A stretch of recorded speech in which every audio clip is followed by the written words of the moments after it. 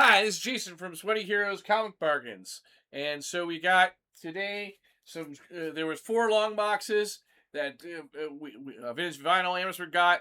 We're looking through them. It doesn't matter where you watch these videos in alphabetical order or not. That's just so I can do a small pile at a time. So keep these videos around that 5 minute mark, instead of you feeling like, "Who's this guy gonna shut up? I want to read comic books. I want to go watch a movie."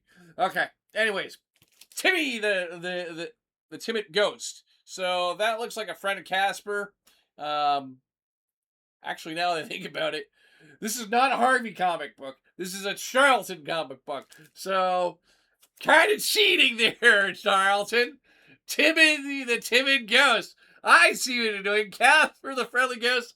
Timmy the timid ghost. I don't have a copyright strike, right? Okay. Looks kind of fun though. The Mighty Thor. That looks like a great issue. Ron Friends doing there. Ron Friends, you're an awesome artist. Did a lot of Spider Girl as well. A lot of fun. Tom DeFalco, Ron's Friends books. Tip Top Comics. That looks like an interesting comic book that you probably never heard of. I never heard of before. So it looks like more of a funny humor book. Believe it or not, I was really shocked. Tom and Jerry had over 250 issues. Tom and Jerry, which are cartoons that are, from classic cartoons that people, older people like us, me know, younger people might not know Tom and Jerry as much, but classic cartoon characters. So Gold Key was publishing that. Trojan War, from the looks of this, is not in the Marvel Universe. It is just meant to be Marvel trying to experiment with doing some comics that are different genres, one of them being Trojan War. Around this time, they were doing the Game of Thrones comics too, and Stephen King comics. So they were trying to get into like adaptations of novels and stuff. Trojan War would probably be an adaptation of that kind of thing. Then we got Ultraverse Prime versus Hulk.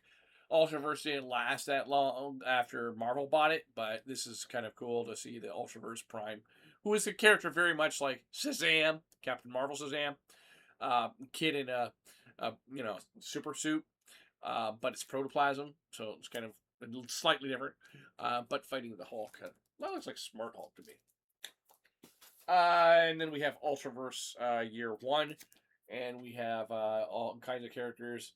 One of the more famous ones was called Mantra, and there's Heart Case, and I like the Ultraverse universe. I wish that we could have read those stories. Triumph Comic Books is an independent publisher, and this is Unleashed, and it looks like they were trying to say, like, we only have 28,000 copies, so it's not a million copies. They use that fact that they were a small independent publisher as a sales gimmick, it looks like, to say, hey, there's not gonna we're not that popular. We're newer company, so there's not going to be a million copies. There's only going to be 28,000 copies. Please check us out if you're a collector wanting to try something new. So it'll be interesting to see what that comic book's all about. Warlord is a popular DC character that involves like a savage lost land again. I enjoy Warlord. It's kind of an interesting character.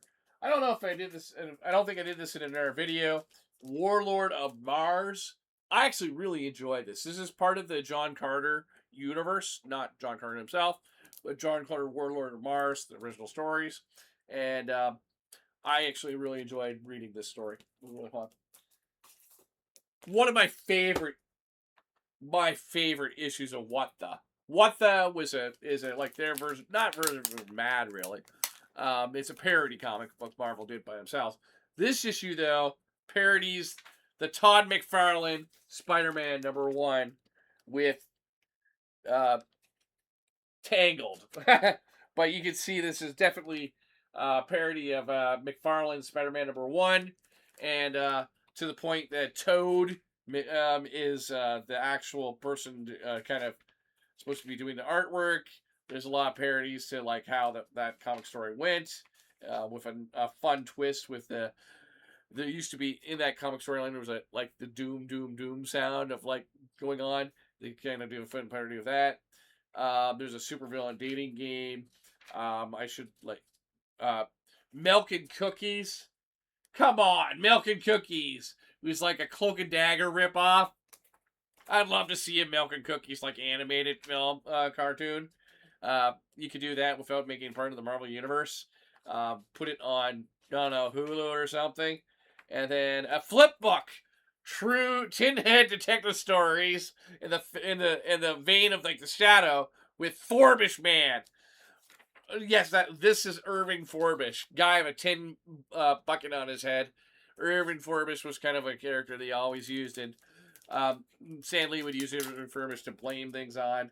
A character that's worth checking out. And then we have, I'm surprised how much light there is, considering the sun is out, but the light's on. Wyatt Earp, a classic old Wyatt Earp comic. And then I have 2 copies of issue of Jim Lee's X-Men to put it in the dollar bin. Polybag Steel Executioner Song comic book. It's probably it's still going to go in the dollar bin, but it probably could be, $5 or somewhere else. You know what I mean? Classic X-Men, which had some backup original stories with the classic X-Men, which I kind of think was kind of interesting. This is just an awesome looking X-Men comic book. On X-Men Unlimited, which has Silver Surfer in the comic book, so that kind of looks like a lot of fun. This is a reprint of Youngblood #1. And then finally, we got Youngblood Strike Pile. There's more sweaty hero comics to come. Take care.